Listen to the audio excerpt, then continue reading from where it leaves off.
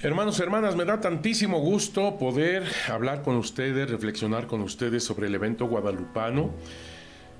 Como ustedes saben, soy el padre Eduardo Chávez, aquí soy director general del Instituto Superior de Estudios Guadalupanos.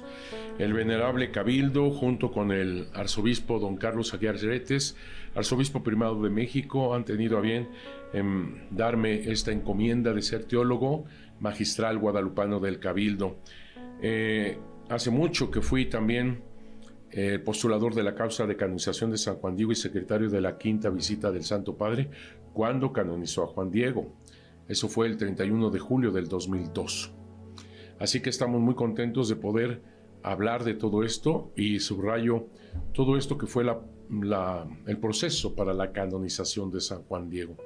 Porque hoy les traigo para su conocimiento alguna cosa que se ha elaborado y que se sigue, porque es una de tantas cosas dentro de todo este proceso que ameritan una profundidad, ameritan estar constantemente en esta investigación, en este conocimiento, porque cuando tú encuentras la verdad y empiezas a entender tus propias raíces como pueblo, comienzas a entender por qué existes en este mundo, el aquí y el ahora, hacia dónde caminas también, cuál es la forma para hacerlo, etcétera. Todo este tipo de cosas que uno como ser humano siempre anda buscando, de cualquier latitud, de cualquier lugar, de cualquier pueblo. Pero nos ha tocado estar aquí y nos ha tocado el conocer profundamente, hasta donde se puede, por supuesto, este gran hombre, este humilde Macehual, San Juan Diego Cuauhtlatoatzin, que fue canonizado por el Papa Juan Pablo II, como ya hemos dicho en alguna ocasión, el proceso para su canonización. Y por eso quiero un poquito atender a algunos de los datos que yo en algún otro podcast ya había referido, pero me parece muy importante seguir reflexionando, porque entiendes la magnitud de ser un pueblo donde se encuentra el Tepeyac y donde no solamente se apareció la Virgen de Guadalupe, sino que tenemos con ella la presencia de Jesucristo nuestro Señor en su inmaculado vientre. Es una mujer cristocéntrica, es una mujer cuyo centro en la imagen es Él, Jesús, cuyo centro de su mensaje es Jesús. Quiero tanto, deseo una casita sagrada para ofrecer mi amor persona, dice la Virgen de Guadalupe, cuyo centro de toda esta conversión es Jesús, porque ella, cuando convierte el corazón humano, ellos no solamente aclaman a María como su madre, sino que van a los sacramentos, se convierten viniendo al bautismo, viniendo a la Eucaristía, viniendo al matrimonio sacramental, viniendo a los sacramentos, que es Jesús. Ella nos lleva a Jesús. Con decirte que los primeros misioneros que estaban haciendo todo lo posible para la conversión de los indígenas, que también voy a reflexionar sobre ese punto, pues quien lo logra es ella, pero no desecha el esfuerzo de los misioneros, que quede claro, no. Ella convierte el corazón, pero los necesito a ustedes, porque ustedes son los que dan esa absolución en la confesión. Son ustedes los que en la Eucaristía tienen en sus manos el cuerpo y la sangre de Cristo que tantos necesitan.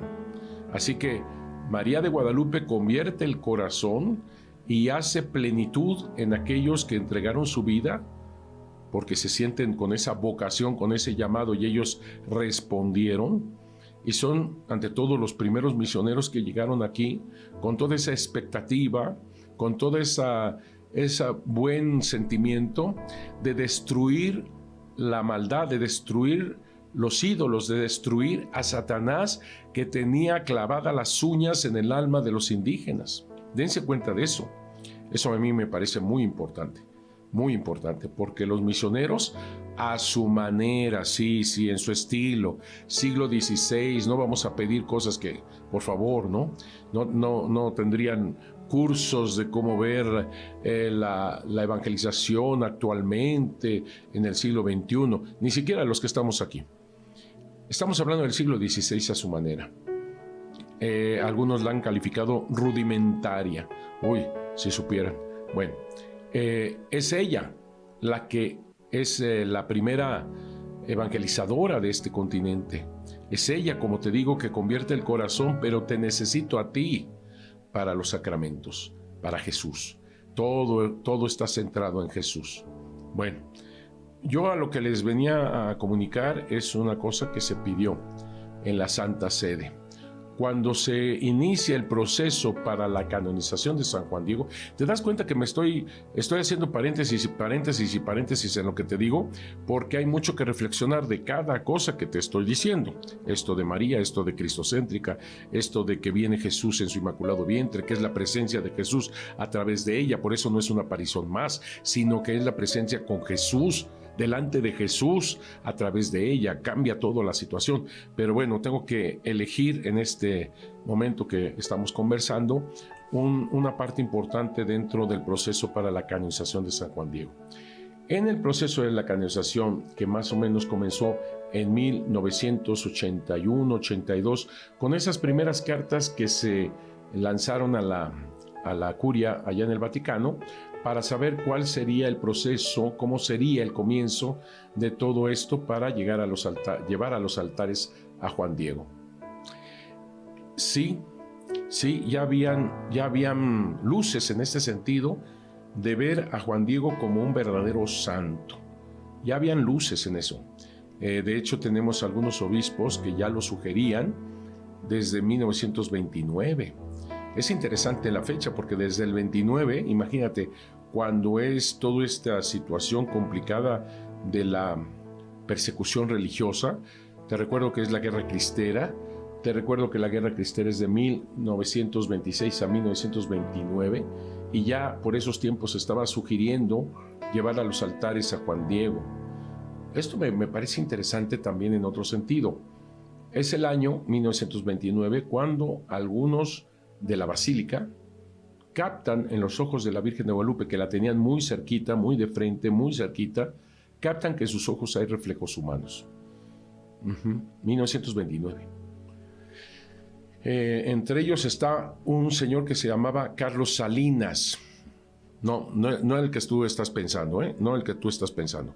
Carlos Salinas es un fotógrafo.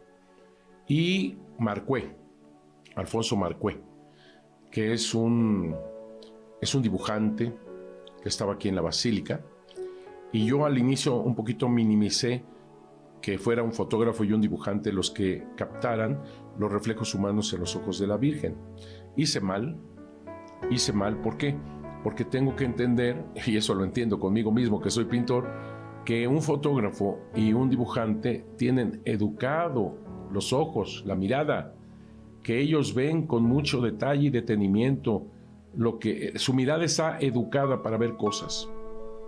Así nos pasa a nosotros, nosotros como pintor, que comienzas a ver tal o cual cosa y comienzas a destacar que ese, atardecer tiene colores lilas, vermellones, tiene por ahí una franja de amarillo que con el azul se vuelve verdoso. O sea, esas cosas solamente lo ven quizás personas que tienen muy, muy claro la cuestión de la mirada, de cómo ven las cosas, porque cuando tú tienes que pintar, tienes que poner los colores más o menos exactos para lograr todas esos matices que te pegan en los ojos cuando son unos atardeceres espectaculares, a veces en octubre. Pues bien, ellos fueron los primeros que dijeron, hay reflejos humanos en los ojos de la Virgen de Guadalupe. Y qué curioso que coincide con 1929, cuando se está vislumbrando, se está diciendo, se está por primera vez enunciando que Juan Diego debería de estar en los altares. No es por el brillo personal solamente de Juan Diego, sino por el brillo que nos da hacia la Virgen de Guadalupe y la Virgen de Guadalupe hacia Jesús. ¿Ven? Así que precisamente en la humildad de Juan Diego no es que él aparezca como el gran, así él poniéndose como el gran santo, porque sería el momento en que dudaría uno de su santidad, porque si tú te estás fijando solamente en lo que tú haces y tú te estás ponderando solamente por ti mismo, pues lógicamente estás muy lejos de ser santo, porque eso sería como un tanto soberbia, ¿no? Así que más bien por él nosotros conocemos las palabras de la Virgen de Guadalupe, por él conocemos todo lo que rodeó a la Virgen de Guadalupe, por él conocemos que lo primero que pronunció la Virgen de Guadalupe fue su nombre de pila y en una manera indígena con el diminutivo, Juanito, Juan Dieguito. Por él entendemos cuál es su mensaje, qué es lo que quiere, qué es lo que tanto anhela la Virgen de Guadalupe, que es una casita sagrada para ofrecer su amor persona, que es Jesús, lo estamos diciendo. Así que la santidad de Juan Diego nos lleva a la Virgen de Guadalupe y la Virgen de Guadalupe nos lleva a Jesús. Al final de cuentas todo está centrado en Jesús. Es real, es verdadero. Un gran mensajero, como lo dice la misma Virgen, cuando le dice: en ti pongo toda mi confianza, y no solamente lo designa como mensajero, sino como intercesor. Eso es algo increíble. En algún momento vamos a hablar un poquito más de esto. Qué bueno que ya habían estas ideas de llevarlo a los altares justamente. Fue, como te digo, cuando se comienza a preguntar hacia la Santa Sede. Es interesante el año 1981-82. Es muy cercano a la primera visita de Juan Pablo II. La primera visita de Juan Pablo II fue en enero de 1979. Llegó a la catedral. Fue su primera misa, donde en alguno de estos podcasts yo ya te dije que fui acólito en esa misa. Pero él llegó aquí al santuario de Santa María de Guadalupe. En esos años ya se tenía la basílica nueva. Aquí fue donde llegó. Aquí fue donde él vio a la Virgen de Guadalupe, la imagen. Aquí fue donde él se enamoró de la Virgen de Guadalupe. Aquí fue donde la Virgen de Guadalupe tocó el corazón de este gran santo, el Papa Juan Pablo II, y donde él depositó todo su corazón en ella. Aquí fue ese primer flechazo, digamos así, de amor a la Virgen de Guadalupe. Aquí fue donde él captó y donde le dijeron las palabras que dice la Virgen. Pero esas palabras que dice la Virgen las sabemos por Juan Diego, porque él se encontraba aquí en este lugar, en el Tepeyac. Cuando escuchó su nombre, Juanito, Juan Dieguito, él subió hasta acá y él escuchó la voz de María. Por eso te vuelvo a repetir, el laico es el primero quien escucha cómo suena el timbre maternal de María, de la Madre de Dios y nuestra Madre, como también en este lugar se lo dijo a Juan Diego: soy tu madre, la madre de todos aquellos que en esta tierra están en uno y de las demás variadas estirpes, naciones, los que me amen, como Juan Pablo II, los que me busquen, como Juan Pablo II, los que confíen en mí, como Juan Pablo II, los que me aclamen, como Juan Pablo II. Así que captó perfectamente esas palabras transmitidas por Juan Diego, palabras que vienen del aliento de la Virgen de Guadalupe. Aquí en este lugar fue donde la Virgen de Guadalupe le da esas palabras de ánimo, de fe, de esperanza, y que sanan el corazón de Juan Diego. Corazón de Juan Diego que estaba muy angustiado por la enfermedad del tío, que estaba a punto de morir, te recuerdo. Y fueron esas palabras de María: no tengas miedo, ¿acaso no estoy yo aquí que tengo el honor, la dicha, la alegría de ser tu madre? Esas palabras se hubieran perdido si Juan Diego no las hubiera transmitido. Esas palabras hubieran quedado en el viento si Juan Diego no lo hubiera transmitido a través de su propio aliento. Esas palabras no hubieran tocado el corazón de tantos seres humanos como el corazón de este hermano nuestro polaco, San Juan Pablo II, si no hubiera sido transmitido por Juan Diego. Por favor, o sea, es algo tan meritorio, ¿verdad? tan enorme, porque además, termino con esto, este paréntesis, este nuevo paréntesis. No cabe duda que el mensajero, Juan Diego, se volvió parte del mensaje. El mensajero se volvió mensaje, porque incluso la Virgen de Guadalupe así le decía: ya con esto te creerá el obispo, ya con esto no dudará de ti. O sea, no dice ya creerá en mí, no dudará de mí, sino de ti. O sea, el mensajero se vuelve mensaje, y esto se confirma porque en esa tilma del mensajero ahí está plasmada la imagen de la Virgen de Guadalupe, quien a su vez está plasmado Jesús en su inmaculado vientre. El mensajero se vuelve mensaje, como es la imagen de la Virgen de Guadalupe. Entonces, en 1981-82 se comienza todo esto a hacerlo más oficial, más conforme a lo que prescribe la misma Santa Sede, con todos los cánones que habían habido, sobre todo de Urbano VIII. Estamos hablando de 1628, por ahí, cuando se define de que no tienen que ser venerados antes de que la Iglesia no manifieste que se tienen o que se pueden venerar a tal o cual persona, como beato o como santo.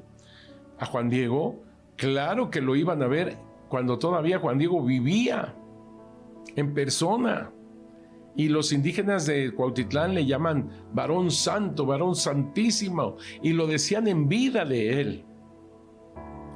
Claro que cuando muere y su tumba se encuentra en lo que es la ermita, venían a verlo también, como lo venían a ver en persona, para buscar su consuelo, su intercesión ante la Virgen de Guadalupe, en vida, cuanto más cuando muere, aquí como tumba, la primera ermita, donde está precisamente la imagen de la Virgen de Guadalupe en la tilma de él. Entonces vienen a verlo a él y a verla a ella.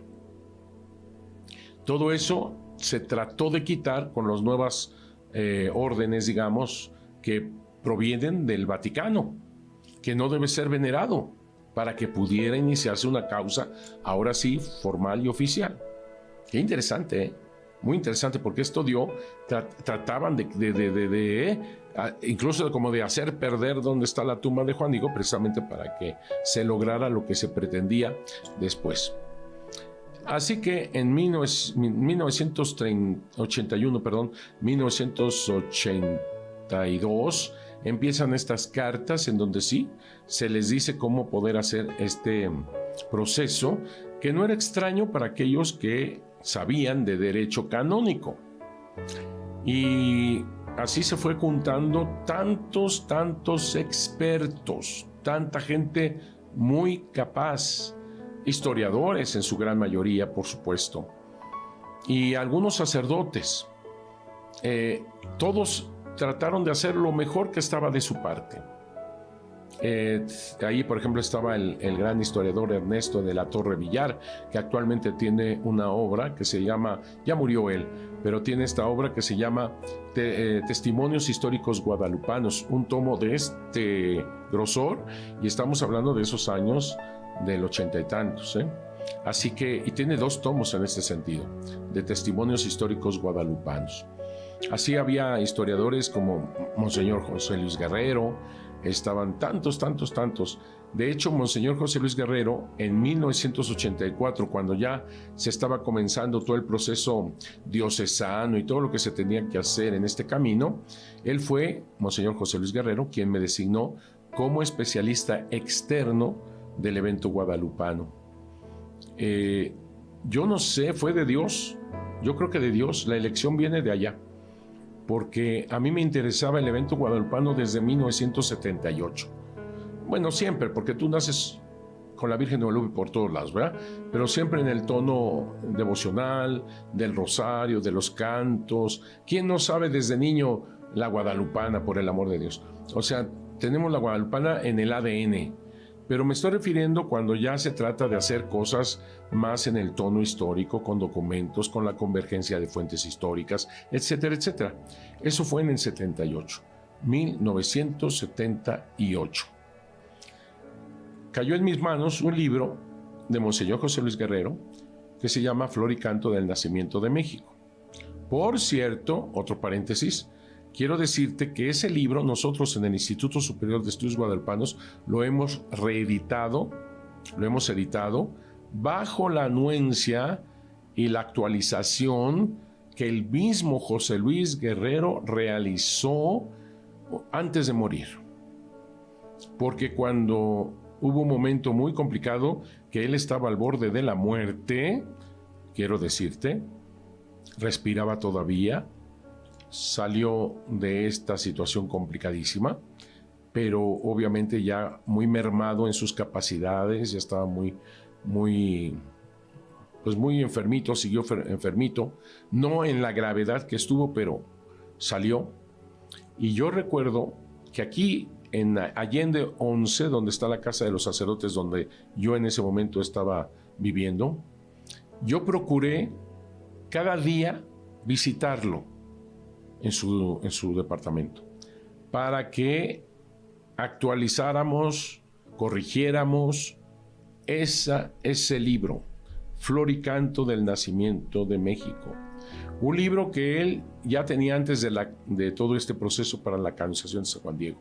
Te digo que yo lo leí en 1978, o sea, antes de que comenzara todo esto. Ahora entiendo también por qué eligieron a Monseñor José Luis Guerrero para formar parte de este equipo iniciadores del proceso. Era el que se había metido para conocer las fuentes de Guadalupe, se había metido en esto de la conquista. Él era uno de los que, sin ser historiador, porque no es historiador José Luis, él es doctor en Derecho Canónico. Sin embargo, esto lo hacía muy bien, evidentemente, ¿no? Tenía muchas capacidades, era un hombre sumamente culto. Bueno, los que lo conocimos y lo seguimos extrañando, sabemos de sus guisos tailandeses. ¿Cómo de que no? Él tenía esa virtud de cocinar de una manera espectacular. Él, si hubiera tenido algún restaurante, no sé, thai o indonesiano o alguna cosa así, hubiera sido todo un éxito. Pero además de saber cocinar, sabía de plantas. Te decía que tal o tal planta era de tal o tal parte, era una cosa. Sabía de piedras, o sea, tal y tal piedra y tal piedra preciosa y tal. O sea, verdaderamente era un dechado de cosas así, de culturales impresionante. Además, culturales en muchos sentidos, muchos sentidos. Él, cuando hacía, una vez que lo acompañé precisamente de lo que te iba a hablar, hacia Indonesia, ¿tú crees? Lo acompañé en Indonesia en 1984, cuando me designó especialista externo de todo el evento guadalupano, de este proceso, y eso lo mandó para el cardenal en aquel entonces, Ernesto Corripio Ahumada. Me aceptó el cardenal en este equipo en ese sentido. Bueno, y fuimos a Indonesia, concretamente en la parte de Bali, Tailandia también fuimos, Filipinas fuimos, bueno, toda esa parte para conocer más y mejor, supuestamente él decía, el ambiente que vivió Juan Diego cuando él todavía pudiera haber vivido. Y yo, la verdad, como lo dije la otra vez, creo que Chiapas es más el ambiente que vivió Juan Diego más que allá, ¿verdad? Pero a él le encantaba ir allá porque, pues te digo que cocinaba todo eso y le encantaba ir al oriente. Pero lo más bonito en mi caso es que compartir con él, que tenía pues esta encomienda del grupo para el proceso, iniciar el proceso de la canonización, iban hacia la beatificación, que sería un gran paso en este proceso, y conocer todo lo que él sabía de fuentes históricas de Juan Diego y la Virgen de Guadalupe. Así que me hablaba de Fernando de Alves y Xochitl, me hablaba de Antonio Valeriano, o sea, me hablaba de muchas cosas que yo poco a poco iba pescando, como ahora sí que parecía yo una esponja y le preguntaba, y él contestaba y demás. En fin, fueron 15 días muy intensos. El caso es que yo regreso a México terminando mi doctorado en Historia de la Iglesia, cuya tesis fue nada menos que de Porfirio Díaz. Nada menos que me tocó conocer, pues, en la tesis, esos concilios que hicieron los obispos mexicanos para afrontar el concilio plenario latinoamericano de 1899, que se daría después.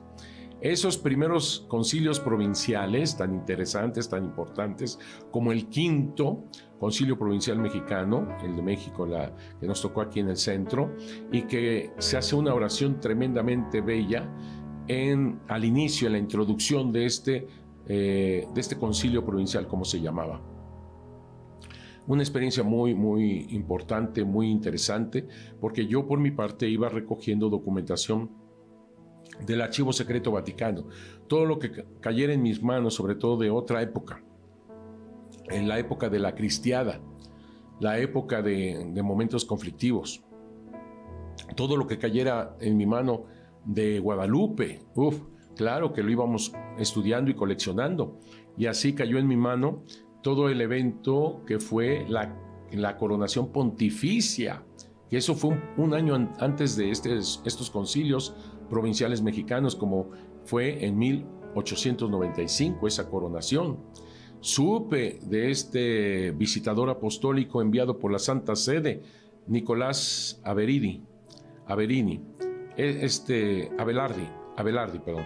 Este señor y todo el despliegue que hizo tratando de tener una buena relación con el gobierno de Porfirio Díaz de aquel entonces. O sea, toda esa situación me tocó verlo en mi estudio, y que fue la tesis doctoral que tuve y que terminé, como te digo, en 1986. Así que conocí fuertemente el Archivo Secreto Vaticano, que eso va a ser de gran ayuda, especialmente cuando ya le entre fuertemente a todo esto de Guadalupe. Así, cuando regreso a la Ciudad de México, yo sigo en el Seminario Conciliar de México. Esto es algo importante porque no divides tu ser en el sentido de ver archivos, ver bibliotecas, ver el estudio de mis muchachos en el seminario era importante para mí, sin descuidar su vida espiritual, apostólica, por supuesto, su propia vocación. Fue una cosa muy hermosa, muy interesante, y como te lo he dicho en alguna otra ocasión, también me tocó aprender más y mejor la cuestión pictórica. Porque en esos años, estoy hablando de 1989, tuve clases con el maestro Luis Nisizawa, más o menos es el tono, donde si bien yo sabía ya pintar, pero el conocer técnicas, cómo me ayudó.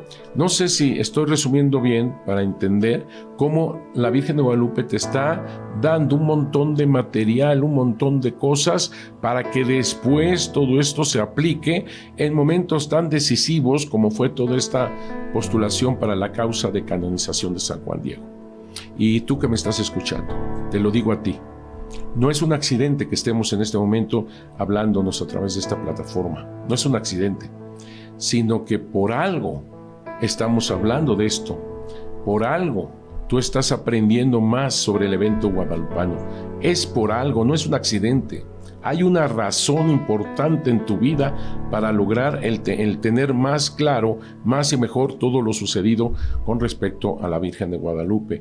Y yo te estoy poniendo como un hilo conductor de esto, la postulación, el proceso de canonización de San Juan Diego, que yo lo viví y yo lo estoy experimentando también como ser humano. Y vuelvo a decirte, ahora sí que por lo que yo mismo he vivido, no es un accidente que tú hayas sido enviado a estudiar historia, que tú sepas pintura, que tú absorbas todo esto con todos los que saben del evento guadalupano. Es por algo. En ese momento yo jamás me imaginé, ni por el sueño más guajiro que te puedas imaginar, jamás cruzó en mi mente que yo iba a ser el postulador de la causa de canonización de San Juan Diego. Jamás. Jamás cruzó por mi mente que yo iba a hablar del evento guadalupano a través del Instituto Superior de Estudios Guadalupanos. Jamás cruzó por mi mente que yo me iba a dedicar prácticamente toda mi vida a dar a conocer el mensaje de la Virgen de Guadalupe, a continuar su investigación, formar formadores. Jamás, nunca, nunca. Y eso te va a pasar. Jamás, jamás. Pero ahí estás, por algo. Y me da tantísimo gusto que estemos hablando a través de la plataforma de la Basílica de Guadalupe de todo esto, para que tú conozcas de una manera también, yo lo llamaría íntimamente, todo lo que ha acontecido, por lo menos en este hilo conductor del proceso para la canonización de San Juan Diego, que dio mucho, tanto al mundo entero, comenzando con que el gran santo San Juan Pablo II viene a canonizar a San Juan Diego Cuautlatóatzin, y con ello a decirnos: el evento guadalupano que nos ha transmitido este humilde indígena macehual es totalmente cierto. No te pierdas lo que vamos a seguir hablando en esto del saber más y mejor el evento guadalupano a través del proceso, todo este proceso para la canonización de San Juan Diego. Que Dios los bendiga mucho, cuídense mucho y estamos en oración.